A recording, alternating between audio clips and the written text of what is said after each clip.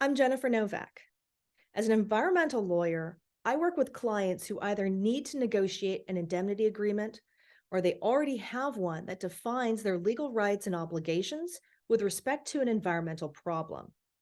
Now, I have a prior video that provides some words of warning about indemnity agreements, but we're seeing some issues come up lately, and I wanted to add to my earlier thoughts. So today, we're going back to talk about indemnity agreements.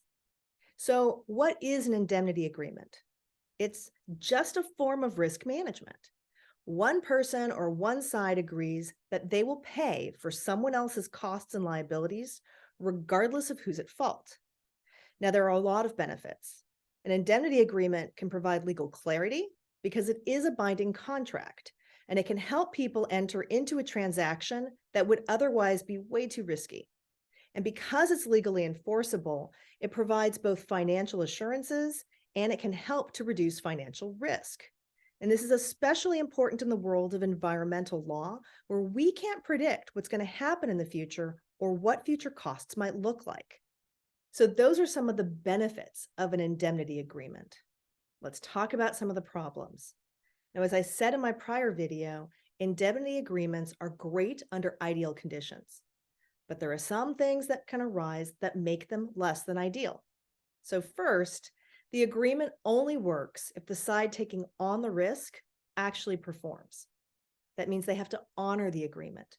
Otherwise, you're going to have to resort to legal proceedings to get the benefits. It can cost a lot, it can take time, and there are no guarantees about how it's going to turn out. Now, tied to that first part is that the person who agreed to take on the risk and pay for the costs needs to actually have money to do it.